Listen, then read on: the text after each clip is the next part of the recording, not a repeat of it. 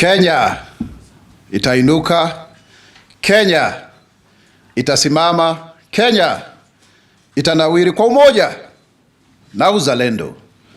Mimi ni Mkenya mzalendo. Je, wewe? Mimi ni Mkenya mzalendo daima. Leo hii tumekuja kwa mara ya kwanza kuwa na kikao hiki rasmi na wanahabari kutokea katika jumba hili la Harambee Annex, na kutokea sasa paka kusonga mbele, haya ndio itakuwa makao rasmi ya msemaji mkuu wa serikali. Hii ndio media center yetu mpya. Ilikuwa awali ikitumiwa na Mheshimiwa Raila Odinga alipokuwa waziri mkuu, ikatumiwa kidogo na aliyekuwa naibu rais, sasa ambaye ni rais, Mheshimiwa William Ruto, na baadaye sasa inatumiwa na msemaji mkuu wa serikali kutokana na amri ya rais mwenyewe. Leo tutakuwa tukifanya tofauti, tutakuwa tukipata maswala kutoka kwenu, alafu naweza kujibu. It will be a question and answer so that we are able to resolve issues once and for all.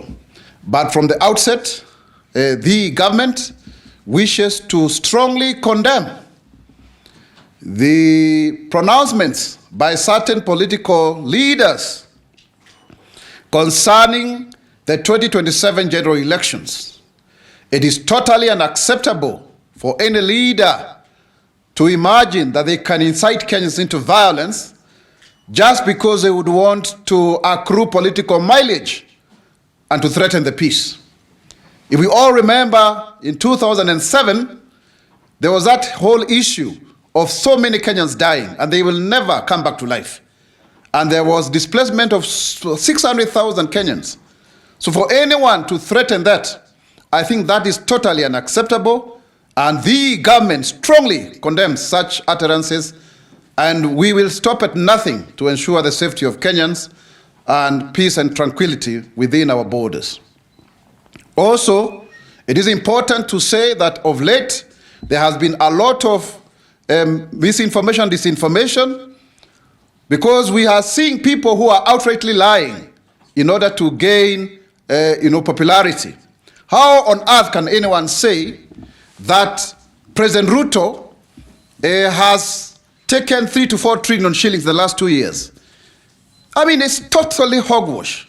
Even I myself, as a government spokesman, having served in the Budget and Appropriations Committee of the National Assembly and Vice Chairman of the Budget Committee of the Senate, our budget for the whole year is 4 trillion shillings. I mean, then how do you make it that as an individual can have that kind of money? It's totally unacceptable. I think some of these things are outlandish and they had to be called out because they are meant to incite Kenyans against the government and its programs, because people are now seeing that the government, having taken painful decisions initially, now they are starting to yield. These programs are starting to work. If you look at, for example, tomorrow, we shall have the affordable housing, the first time that we'll have keys that will be handed over by none other than His Excellency the President at Mukuru. It's now no longer Mukuru slums, it's Mukuru estate, and you can see the people of Riara village are very happy. 13,248 units are up, and 1,080 people will receive their keys already. Over 970 of those units have been verified and the ownership. So, and there are great Kenyans there who are celebrating. So Kenyans are invited at 8 a.m. people to be seated so that the president can actually hand out the keys, as we promised, to construct over 200,000 houses every year in 5 years, so that we are able to shelter over 5 million Kenyans. And it's very, very cheap, because we are talking about a unit going to as low as 3,900 shillings for social housing. 3,900 shillings per month. It's unbelievable. The other affordable housing unit is going for 7,250. It's called affordable housing, and the other one, affordable middle class, 21,160. So you can see people who are earning on 20,000 and less are able to now own homes, studio apartments, 1 bedrooms, and we'll proceed going forward. And that is why we are saying this is how the money has been used. This is how the money has been used to transform the lives of Kenyans. not for people to make outlandish statements going forward. We are also seeing people who are resisting change and fighting back. The head of public service is the #1 public servant in this country. And he has the seal of the president.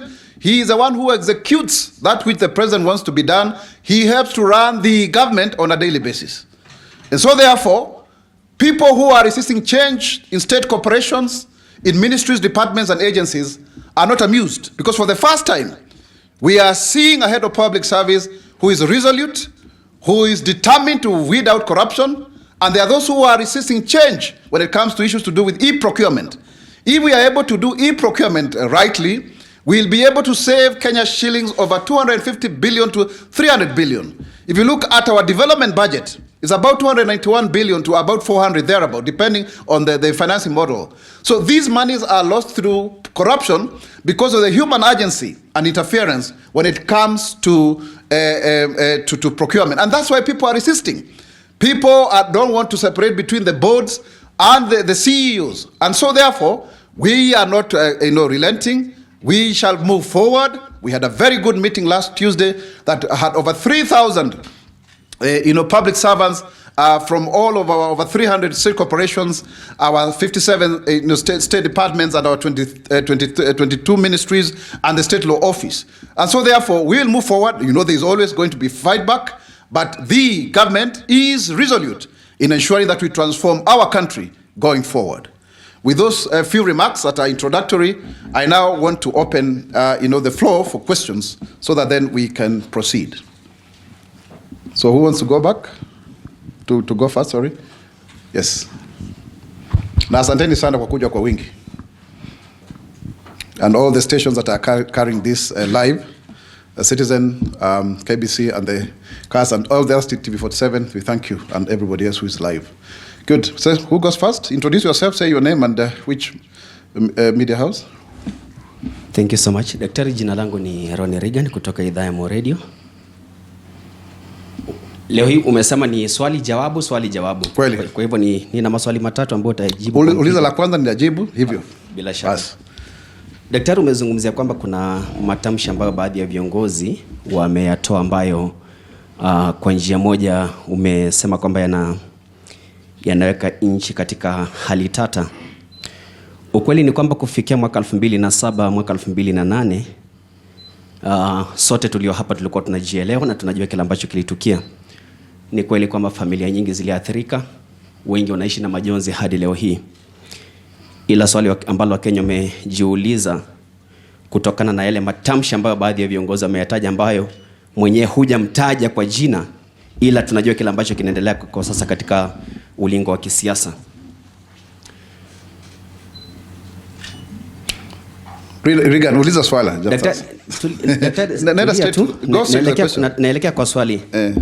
Swali langu ni hili. Tumeona viongozi wengi sana serikalini wakizungumza, wakijitanua kifua. Inakuwaje kwamba wale ambao wako katika ule mrengo wa nchi ambao si wa broad based government, wanapozungumza cheche zao zinakuwa ni za kuwachochea Wakenya, ili hali wale ambao wamo ndani ya serikali, ambao kwenye mabano Wakenya wanasema ni vibaraka wa rais, wakizungumza basi maneno yao ni ya kushawishi na kuleta ulimwengu na taifa kwa ujumla pamoja? Hilo swali utalijibu. Kwanza nijibu hilo. Na ufupishe maswali yako kwa sababu ya muda, Reagan. Na wewe rafiki yangu. Mwanzo ni kusema kwamba ni kweli, kwa sababu sisi wenyewe rais ndiye ni afisi ya rais ama rais mwenyewe ndiye anaunganisha Kenya. Ukisema kwa kimombo ndio symbol of unity. Yani anatujumuisha kwa pamoja kama rais.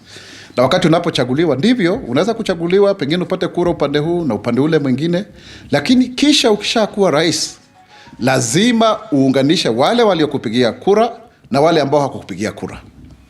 Kwa hivyo ni jukumu letu sisi ambao tuko katika serikali, watuite vibaraka ama vikaragosi ama majina mengine, lakini lazima tuwe na ule utaifa na uzalendo. Kwa sababu Mungu hakufanya makosa kufanya kila Mkenya aweze kuishi katika nchi hii. Na haijalishi umetoka katika tabaka lipi ama kabila lipi. Tuko hapa katika tabaka mbalimbali, tuko katika mienendo tofauti ya kimaisha. Kwa hivyo lazima tusitizie umoja, na uwiano na upendo. Nafikiri nimeweza kujibu. Umesema nifupishe maswali. Where is the government seal right now? Katika when you look at the law is very clear. The seal is under the head of public service. That is the law. It was passed recently because of the executioning. The role of the head of public service is to execute the orders of the president. That is why even my office is under the executive office of the president, chief of staff and the head of public service. Next question. So, Dr. that is to say the AG doesn't hold the government seal The anymore. new law is that the head of public service is the one who has the public seal. But was it communicated to Kenyans? Are the citizens aware that the government seal left the AG's office to head of public service? Ronnie Reagan, that is a process that went through Parliament. The law was passed. There was public participation. When was that? Sometimes last year. So let us maintain that way. You can confirm with the Hansard. You can confirm with the proceedings. There was public participation. And there's nothing wrong with that, for your information. So what happens to AG? So therefore, the AG remains with his powers as the principal legal advisor of the president. But the seal of the president, of the government, is within the executive office of the president. Let's go to the next question. My last question. We are very much aware what happened to Ngong Forest. There was a public outcry when the trees were being felled. And Kenyans asked, mbona msitu wa Ngong unaangushwa? Jawabu ambalo tulipata kutoka kwa the then cabinet secretary wa mazingira alitueleza kwamba wanaangusha miti ambayo imezeeka, ambayo haina umuhimu wala faida kwa Wakenya, ndio wapande miti ambayo inaleta umuhimu na faida kwa Wakenya. Ujenzi ukaanza. Serikali ilijua kile ambacho kilikuwa kinafanyika. I&M Foundation na serikali ya Kenya walishika na kuleta ujenzi ambao walisema ulikuwa pia uleta manufaa kwa Wakenya. Suddenly, mbona ujenzi huu umesitishwa? Asante sana. Msimamo wetu kama serikali ni kwamba tutaendelea kupanda miti, sio tu katika Ngong, msitu wa Ngong, lakini pia misitu mingine yote ambayo iko hapa nchini, na pia tunasisitizia pia Wakenya waweze kupanda miti, hususan hata katika mashamba yao madogo madogo, ndiposa tuweze kuwa na miti bilioni 15 kama vile ilivyokuwa ni agizo ama azimio la Mheshimiwa Rais. Kwa hivyo kama kuna jambo lolote ambalo linakiuka mwito ule, liwe ambalo limeweza kufanyika kutokana na maamuzi ya asasi zote za kiserikali ama wawekezaji wa kibinafsi ama mtu binafsi, wakati kutatolewa lalama, wakati kutakuwa na watu wakiuliza haya maswali, wakati itaonekana kwamba hilo jambo litafanyika, tutasitisha na tutaendelea kusitisha. Kwa hiyo ni vizuri na tunawarai wa Kenya waweze kutoa maoni yao, na serikali hii inaweza kusikiza na inaweza kufanya kulingana na maamuzi yake. Swali lingine? Hujambo Bwana Spokes. Mimi naitwa Anthony Nyongesa kutoka Aviation Radio 97.7 Nairobi. Swali langu kidogo linahusiana na kile ambacho kimeonekana kuwa ukiukaji wa haki za kibinadamu katika mkataba wa Jumuiya ya Afrika Mashariki. Siku ya jana tumeshuhudia mawakili akiwemo Martha Karua kule Tanzania wakirejeshwa hapa nchini, na walikuwa wamekwenda kuwakilisha mwenzao kitaaluma yao, na mpaka sasa hivi hatujaona Wizara ya Masuala ya Nje ikitoa taarifa yoyote. Ni swala ambalo pia nimetarajia ukiingia hapo utakuwa unalizungumzia, nikaona hujazungumzia, ndio maana nikakuuliza Kenya inasema nini, kwa sababu ni ukiukaji. Kuna mkataba wa East African Establishment ile statute iko pale. Sasa kwamba Wakenya wako huru kutoka taifa moja, Uganda, Kenya, Tanzania, kuingia taifa ambalo wanataka bila vizuizi, na kama kuna vizuizi lazima sababu zitolewe. Je, kwa upande wa serikali, serikali ya Tanzania imetoa sababu yoyote ya kuwarejesha nchini wale mawakili? Asante sana kwa swala hilo, na kama ambavyo nimeelezea, kutokea sasa kusonga mbele tutakuwa unauliza maswali na kujibu, sio tu kusoma. Ni kweli kwamba Mheshimiwa Martha Karua na wengineo walikuwa wamekwenda kule kwa kutaka kuwakilisha mawakili wa Tundu Lissu. Na ni kweli kwamba katika Umoja wa Afrika Mashariki ambao sasa hivi mwenyekiti ni Mheshimiwa Rais William Ruto, watu wanaweza kuenda, wana uhuru wa kwenda kutoka nchi nyingine mpaka ile nyingine. Na nafikiri mmeona watu wengi sana hata kutoka Burundi ambao wanafanya kazi hapa, watu wa kutoka hata Kongo, wengi sana tu, hata Rwanda. Na sasa hilo sio jambo ambalo ni geni, kwamba kuna soko huria, soko hili la Afrika Mashariki, ukanda huu wetu, na ni jumuiya pia. Kwa hiyo hilo sio jambo ambalo tunafaa kusema kwamba lipo katika kanuni zetu na mkataba. Na hata wakati mmoja tulikuwa na kile ambacho tulichokiita coalition of the willing, ambapo Kenya, Uganda na Rwanda hauhitaji hata kuwa na passport. Unahitaji tu kuwa na kitambulisho, na mimi nimeshawahi kusafiri na kitambulisho kwenda Uganda. Lakini kama serikali mojawapo ya jumuiya nchi hizi 7 pengine imeonelea kwamba mtu fulani hafai kuingia katika nchini kwake, basi ina ruksa, ina mamlaka wa kuweza kusema kwamba kama ni wewe usiweze kuingia, kama ni wewe Mwaura usikwende kule, kama ni wewe Nyongeza usikwenda kule. Kwa hivyo bado wao wana ule uwezo fauka ya kwamba ni soko huria na watu wanaweza kuuza bidhaa na kuenda katika maeneo tofauti tofauti katika ukanda huu wote wa Afrika Mashariki. Kwa hiyo kama wao wameamua vile, huo ni uamuzi wao, lakini hilo haliondolei kwamba kuna uhuru, kwa sababu pengine hatujui kile ambacho kilifanya wafanye vile, kwa sababu hayo ni maamuzi ya kwao, na Kenya haihusiki hata kidogo kwa mambo yale, kwa sababu hata sisi wenyewe tunaweza kusema kwamba mtu fulani asiweze kuingia katika nchi hii kama serikali. Next question. Yes. The man in yellow. Yeah. Yes, you can have the mic. Yes. I think I'm loud enough. I said the man in yellow. You are the other one? Yes. Okay. Say, oh yeah. I'm Arcadius from GMK News. Arcadius. Arcadius. Yes. Wonderful. So we have seen government arresting leaders against the broad-based bread government. Does the government have plan to silence its criticizers? Sorry, can you give me an example of somebody who's been arrested against the broad-based government? Like Peter Salasia, who has been against the government. I think it's not fair to say that people who are being arrested are the ones against the broad-based government. I don't think that's a fair statement. If you look at anyone who may have been arrested, you have to deal with that on a case-by-case basis. It cannot be that then the assertion is that they do not want to support the broad-based government. Because why am I saying so?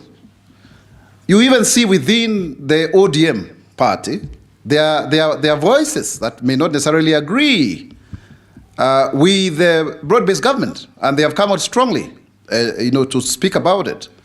We are a free and a democratic country, and it's not just ODM. Look at UDA. You'll find quite a number of members who are having contrary opinion, and they are still not arrested by anyone whatsoever. So I think that's not right, my friend Arcadius from GMK. That is actually propaganda and fake news. Thank you. Next question. I'm Lawrence Rono. First, I want you to clear the hair. Lawrence Rono from which media? I am from Kenya Online Media. Yes, Rono. So what I want you first to clear the hair. There is some rumors circulating that DCI, EACC are camping Mwaura and current former deputy president's residence. Is it true? Number 2, we have seen at the incitement address from someone, and there is some information circulating that maybe be arrested. What will the government do to counter because those people have followers, and we have seen at some instances at DCI, EACC being monolized, harassed by their followers. So what will the government do or counter if they face resistance, if they try take those guys face the law? First and foremost, it is important to say very clearly, Rono, that nobody is above the law. And the government will not sit back to see Kenyans being incited into violence. The role of the government is to maintain law and order. And it doesn't matter who is doing the wrong thing. No. So we cannot say that government shall be held hostage because individuals have followers. Even the government has its own followers. And I think we all are followers of Kenya.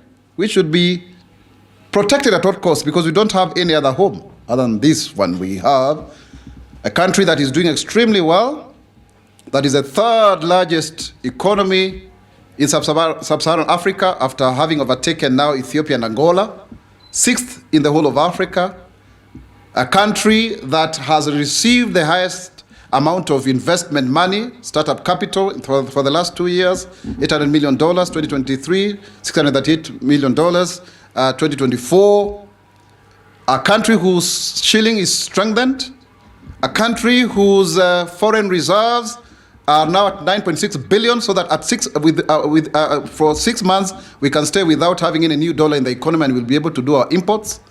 A country that is rising, that has reduced the cost of living, a country that has been able to stabilize the fuel crisis, a country that has also been able to contain insecurity in heretofore banditry areas to a large extent, a country that has also been able to be respected as a voice in Africa on matters climate change, the reform of the international financial system. And that is why you even see the president being invited in China, in America, because we have become the face of Africa. That is a country that we must protect at all cost, without fear or favor. Next question. Yes, good morning. This is Jeremy Kijo from Ghetto Radio, and my question is, why is the government trying to impeach the impeached leaders from People's Heart? Yesterday, we saw police officers attacking the peaceful meeting of a former Meru governor, and they tear-gassed the driver was hurt. She is now hospitalized. And also, during Mother's Day, she was tear-gassed. So why is the government trying to impeach leaders from People's Heart? First and foremost, I like your pronunciation, to impeach the impeached. I don't think we can say that is not even plausible. It's not even workable. Because we win support through persuasion. It's the art of seduction, my brother. But we will not also allow lawlessness and incitement. Just because, for example, you have lost your seat, it doesn't mean that then you incite Kenyans against the government. That is not acceptable, and the government will stop at nothing to ensure that there's law and order. Because when people get incited, you know what happened in Rwanda and Burundi. You know very well what happened here in 2007. You know how skirmishes affected, places even in 1992 in Molo. We have to be very careful, and we must stop it at this point in time so that it doesn't go far too long, and then we start regretting. That we will be very firm on. Good. Any other question? Good morning. My name is Kevin Chirio, and I have two questions. Kevin, you are from which media? Daily Nation. Of course, yes. Thank you for that. One, you have not clearly stated this issue about the claimed threats, maybe that the government is trying to follow up on the opposition leaders. As we speak, we have seen news about former deputy president residences being occupied by perceived DCI officers, and also the home of Trans Nzoia Governor George Natembeya. So is it that the government is trying to silence these people? And also, secondly, on the issue of Martha Karua, we have previously seen opposition leaders from other countries making or walking around here freely without any intimidation, except the issue of Kizza Besigye. And what's the government position on this? Like, when we allow other opposition leaders to walk freely in Kenya. But when our opposition leaders from Kenya try to enter other countries, we see them being detained and subsequently being deported. What's the take of this? And going forward, do we expect to see the government of Kenya maybe trying to mend its fences with Tanzania? Thank you. I don't think there is any diplomatic spat between Kenya and Tanzania. As I said, any country has a right to admit anyone within its territories. And we, as a government, knowing very well that even the chairmanship of the East African community is now resident with our president, cannot say or emphasize that further. The only thing is that if a certain government feels that they have information against a particular individual, whether in government or in opposition, they have the right to admit. The fact that there is free movement of people and goods, and even now we have e-visa here, ETA, it doesn't mean that then we don't take precautions. Sometimes even before, when you have applied to come, you have to be screened, because we can't just allow everyone to come to our country. It's also not true, Kevin, to say that opposition leaders are being disallowed from visiting other foreign countries. I personally have met Kizza Besigye here, actually. And you can see even when Raila Odinga was an opposition leader, he used to travel out to Tanzania.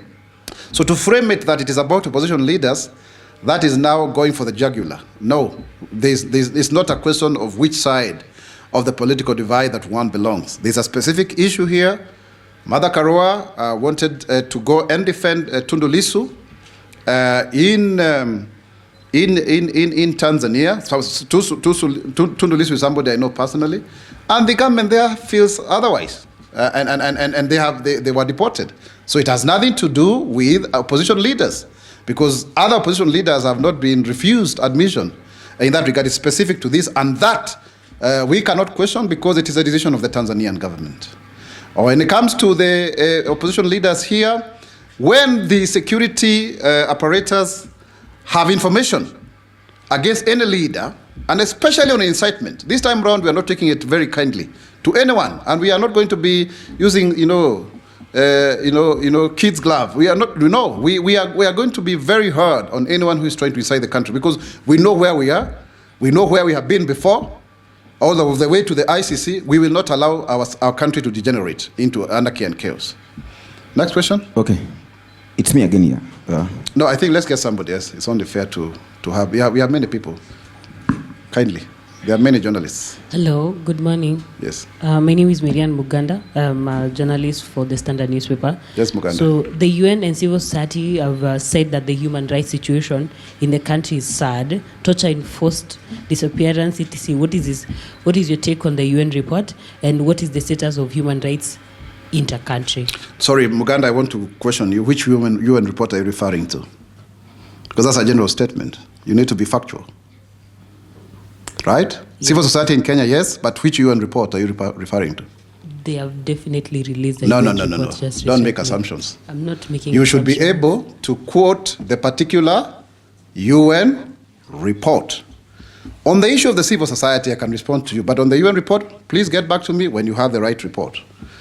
Now, on the issue of the civil society, it's unfortunate that civil society organizations have the right to picket and to caucus and to really fight for the rights of Kenyans.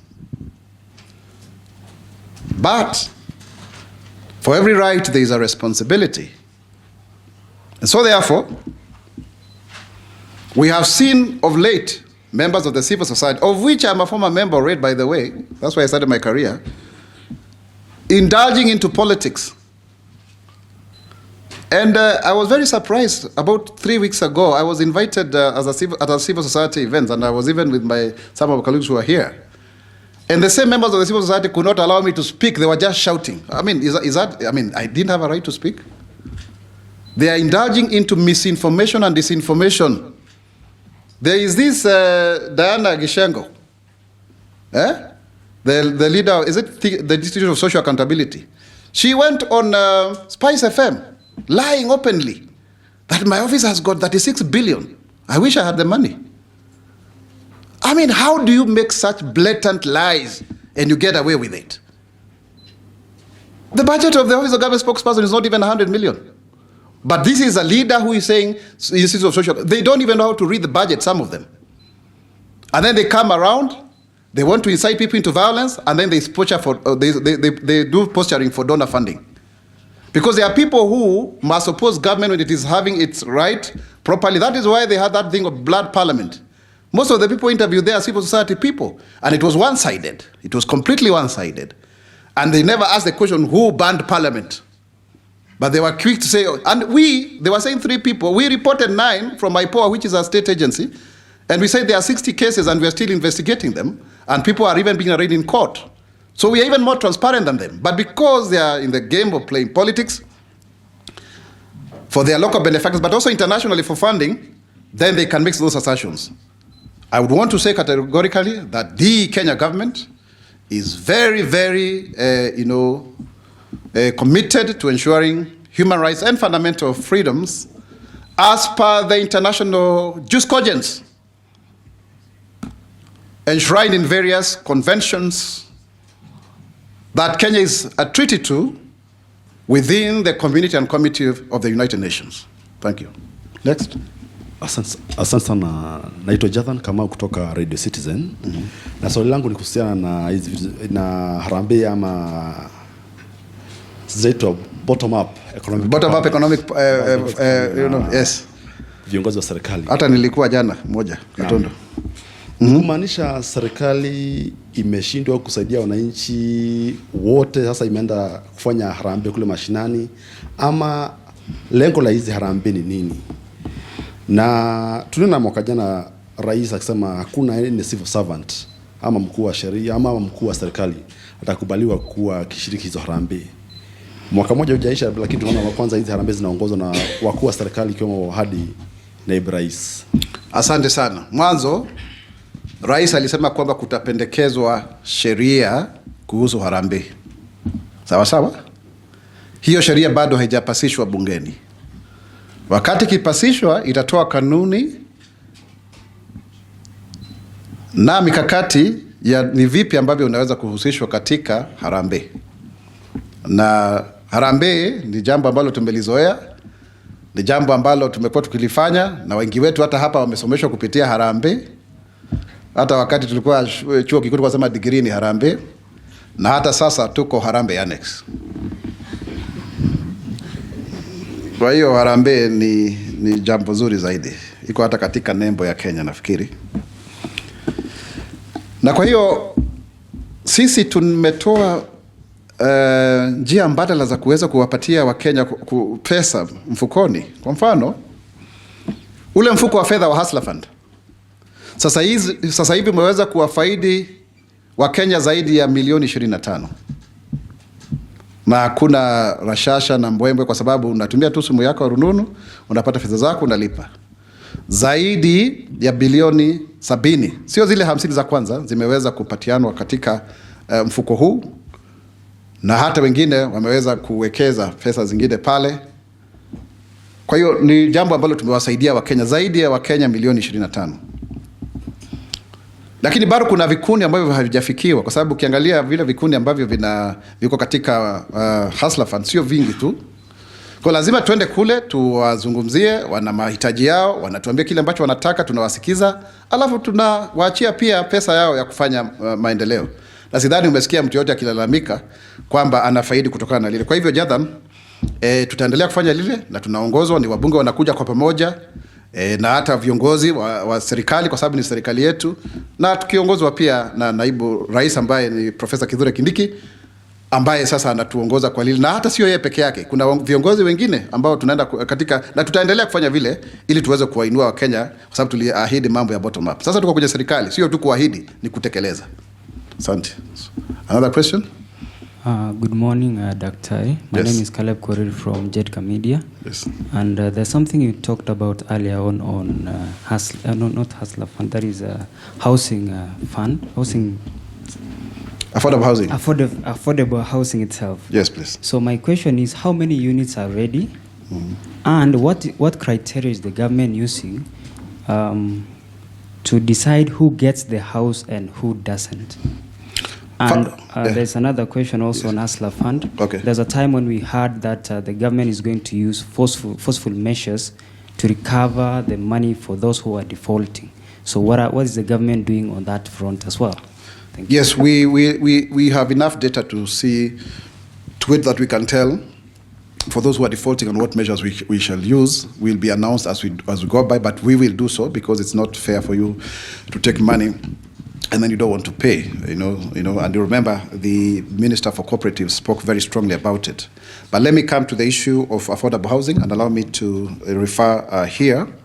Tomorrow, 20th May 2025 at 8 a.m. marks a historic milestone in Kenya's journey towards dignified living for all, as His Excellency President William Ruto presides over the handover of 1,080 keys to beneficiaries of the Mukuru Affordable Housing Project in Embakasi South, Nairobi, as the largest single housing initiative in the country, spanning 56 acres and comprising 13,248 units. You don't need to know anyone. You just go online, Boma Yangu, *832#, you register, and then you are qualified according to where the houses are. So you don't need to know anyone.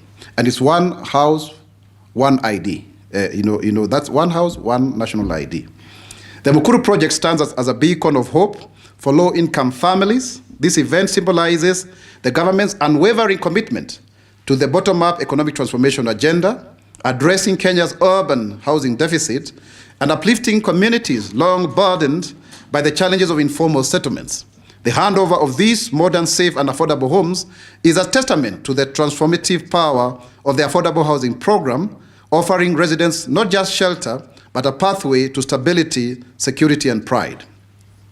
The new Mukuru Housing Estate, with its 26 blocks of 5,616 bed-sitters, 14 blocks of 3,024 one-bedroom units, and 48 blocks of 4,608 two-bedroom units, is designed with safety and resilience in mind, featuring proper spacing, emergency access roads, and modern amenities. Beneficiaries like Maximilian Kamodo, who once paid Kenya shillings 4,000 monthly for cramped fire-prone Mabati rooms, will now invest in home ownership with payments of as low as 3,494 per month for a studio apartment valued at 640,000. This rent-to-own model, supported by flexible payment plans and deposit assistance, ensures accessible homes for low-income earners who are your day-to-day mjengo man, mama mboga, boda rider, because that's the kind of rent that they pay, turning the dream of home ownership into reality. The project has created over 160,000 jobs and counting, empowering local communities and driving economic growth. As we celebrate these landmark achievements, the Mukuru project underscores the government's broader vision to deliver 200,000 affordable housing units annually, reducing the national housing deficit and transforming informal settlements across Kenya, with 970 of the 1,080 households already verified and final touches underway for tomorrow. The excitement amongst beneficiaries is palpable. Residents like Godfrey Odhiambo, chairman of Mukuru's Riara Village Beneficiaries Association, describes the estate as our new Konza city, a source of community pride and a model for urban development. So you can see the many people who are benefiting. We've been there. I have with somebody like Bibiana Wambua saying that now at least there is clean water. She also tells us how children were walking in darkness as they were going to school. Now they don't have to have a lot of fires there. Or Ongoso, who has been there for 20 years without owning a home. It's really wonderful stories that we are getting there. And that is a Kenyan spirit that we want to emphasize on. That is a Kenyan spirit that we want to have. And that's why we are very happy about our athletes in Doha because of their win, Cheruiyot, Chepchirchir, and that whole group. We say Kongole, Hongera, we are very proud of you. And we want every Kenyan to win.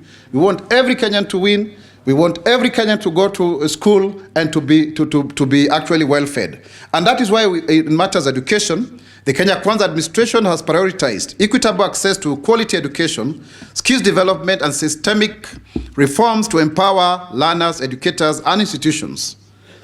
When it comes to employment of teachers, the government has employed 76,000 teachers, including 68,313 junior secondary school teachers on permanent and pensionable terms, as part of this goal to recruit 116,000 educators by the year 2027.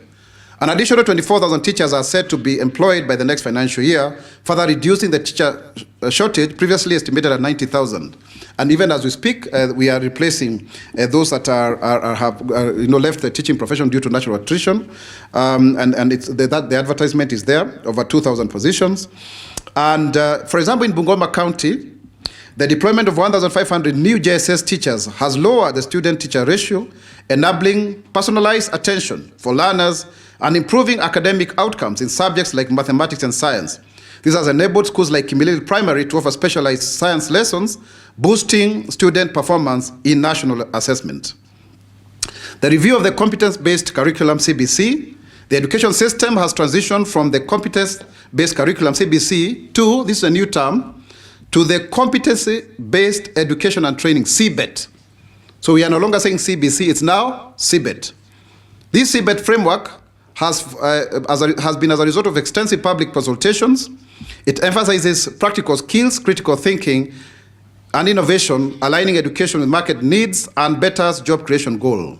The Kenya Institute of Curriculum Development has streamlined subjects to reduce the burden on students and teachers. At Mweki Primary School in Nairobi, the biggest primary school that we ever have, over 3,000 kids, grade 7 students under CBET are engaged in community-based projects such as designing low-cost water purification systems, integrating science, entrepreneurship, and environmental education. We've also been able to enroll 3,520 students at the National Open University of Kenya. This is very good, up from 1,500 before. The National Open University of Kenya, chartered in August of 2023 and based at Konza City, Machakos County, has enrolled 3,520 students since its inception. The institution leverages digital platforms to provide flexible, affordable higher education, particularly for working professionals and learners in undeserved regions. Peter Omondi, a 32-year-old nurse from Siaya, is pursuing a bachelor's degree in public health through the Open University online platform, enabling him to advance his career while continuing his job at a local health center without relocating. And we are asking Kenyans to register in huge numbers. Our target is that by now we should have 5,000. Please register. You can work as you learn, because we need to create awareness on that. Please, the members of the state help us in doing so that many people can register in the Open University. Successful transition to junior secondary school, JSS. We have now, as a government, been able to build 23,800 new classrooms, 18,000 from the national government, and 5,800 through CDF. This transition to the JSS curriculum under the CBET framework has been bolstered by the construction of these new classrooms nationwide, ensuring adequate infrastructure for 1.31 million learners registered for the 2024 Kenya Primary School Education Assessment, KPSEA. The JSS curriculum introduces vocational and technical training skills early, preparing students for diverse career paths. For example, at St. Joseph's JSS School in Nakuru, newly built classrooms equipped with digital learning tools have enabled students to explore robotics and coding, fostering innovation and aligning with Kenya's growing tech ecosystem. On TVET, it is important for us to report that 238 institutions have been built across 290 constituencies, only remaining 52. And this is very important because we are also adopting the recognition of prior learning, RPL, of which over 5,000 Kenyans who are the Juakali artisans have been given certificates because they have more knowledge than even you go to school. For example, Mary Wanjikwa, 29-year-old tailor from Thika, earned a certificate in fashion design through the RPL program at the Thika Technical Training Institute, securing a contract to supply uniforms to local schools. On the university and tertiary education funding model, The government is refining the university and tertiary education funding model to ensure equitable access to quality education, increase financing support through the Higher Education Loans Board, and adjustments to the public university funding model has expanded opportunities for many. In 2024, 36,282 students enrolled in public primary teacher training colleges, a 49.5% increase from 2023 because now they can see their jobs for teachers, driven by the revised entry requirements and enhancing funding even for those who are marginalized, people with disabilities, and people from marginalized areas. Like Amina Hussein, a first-year student at Kenyatta University from Garissa, is able to benefit from the revised funding model, which covers 80% of her tuition fees, allowing her to pursue a degree in environmental science without financial strain. Further, the government will continue to accelerate outstanding reforms, like upgrading the NEMIS to now KEMIS, Kenya Education Information Management System, and PSB Talk launched it last week on Thursday. Enhanced KEMIS will improve real-time data collection as demonstrated by its role in tracking textbooks distribution to 99% of public schools in 2024. With 129,463 basic learning institutions in 2024, this is a 38.8% increase from 2023, and TVET enrollment reaching 709,885 students. So TVET enrollment, 709,885 students. Kenya's education sector is expanding rapidly. Initiatives like Nyota project and the RPL, which trains youth with low formal education and targeted investments in rural and regions, are reducing disparities. The government calls on parents, teachers, students, and partners to sustain these gains, ensuring every Kenyan is equipped with the skills and opportunities to thrive. Further, no parent will be required to pay examination fees. The government has eliminated examination fees for the 2025 Kenya Primary School Education Assessment, KEPSEA, Kenya Junior Secondary Education Assessment, KJSEA, and Kenya Certificate of Secondary Education, KCSE, ensuring financial barriers do not hinder students across access to critical assessments. This policy is supported by a reinstatement of the budget allocation following advocacy to address the 62 billion cut that covers 1.31 million learners as reported in the 2024 KEPSEA registration. So nobody is going to pay for the examinations. We have set aside some money. The cabinet is making a formal decision on this in due course in the next 1 or so weeks. But I can tell you for sure as a government spokesman that that is taken care of, and we have made that decision as a government. So those who are saying that people are going to pay, it's not in the budget, I can tell you for sure that is already taken care of very well, and we've been discussing about this in the last few days. The government of Kenya has taken a firm stance against school principals who unlawfully withhold certificates from candidates due to unpaid fees or other disputes. Such actions could lead to immediate dismissal. This directive, announced in May 2025 and reiterated recently by His Excellency the Deputy President, Kithure Kindiki, addresses complaints from parents and students, particularly in secondary schools, where withholding of Kenya's KCSE certificates has blocked students from pursuing higher education or employment. For instance, at a public school in Embu County, a principal's refusal to release certificates for 20 students who owe only 10,000 shillings was reversed after intervention from the government through the Ministry of Education, ensuring the students could apply for TVET programs. And we want many Kenyans to apply for TVET so that we can make Kenya a reconstruction site. So those are the briefs. And also further to say, on the issue of farmers, and the issue of sugar, we have already paid, as a government, the Kenya Sugar Board, over 600 million owed to factory workers in the various sugar factories, so that we clear the debt before any form of leasing is done. I know there may be opposition here and there, but we are in consultations, because when you lease these 4 companies, they are more productive, because the 12 that are in private sector are doing very well, and we want productivity, not inertia and having the dead weight. Factories that don't help us, because it's good to adapt new business models for our country. Good. I can take 2 or 3 more questions, then we call it a day. As I said, we have to have a mixed way of doing it. Questions, answers, and when you need to read, we do so. Thank you.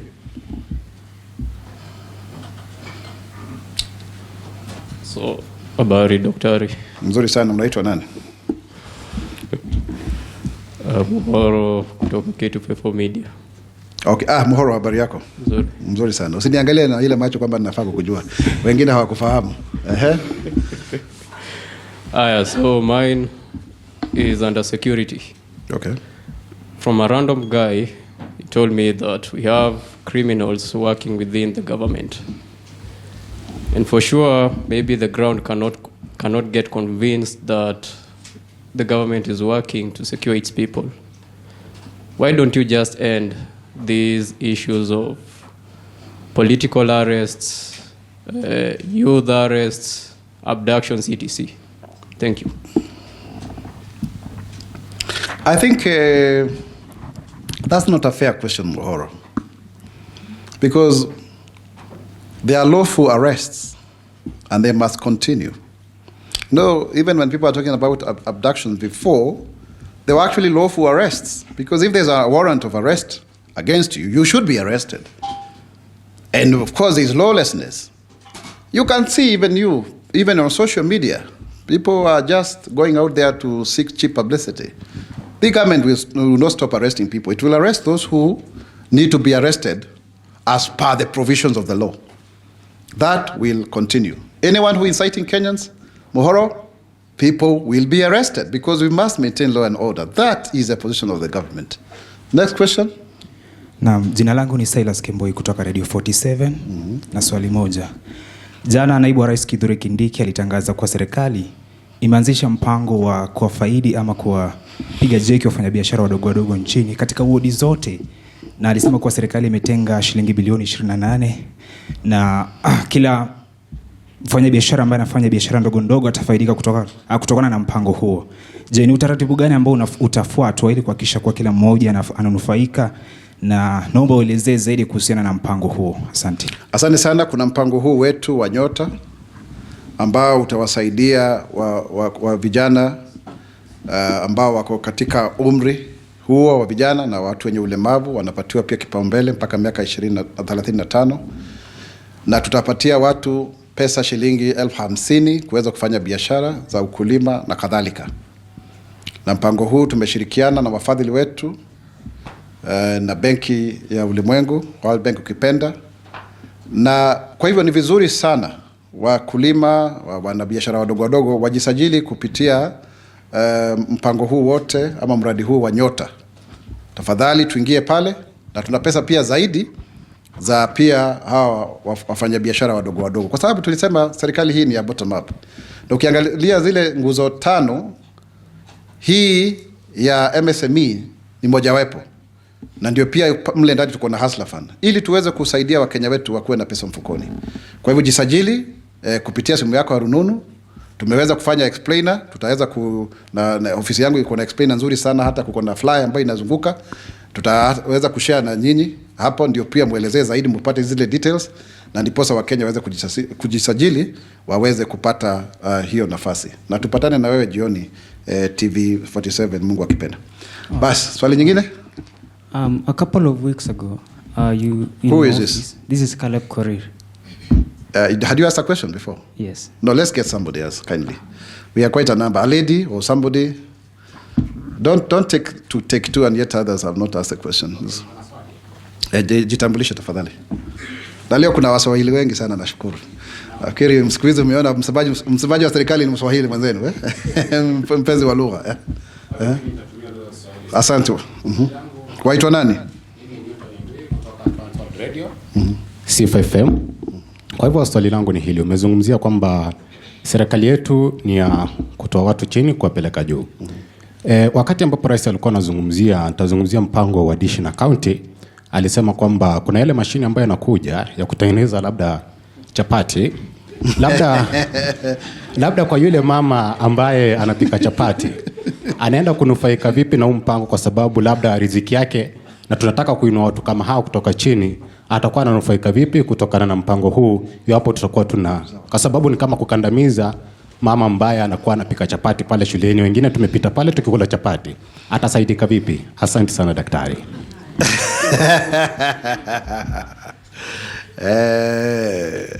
Nije watu mko na maneno sana. Ati kula chapo za El Chapo ni kichapo. Namna gani wewe? Ati kula chapo za El Chapo ni kichapo. Wache propaganda bana. Wakati tunasema mambo kama haya ni kusisitizia kwamba lazima Wakenya ambao wana watoto wao katika skuli waweze kupatiwa chakula.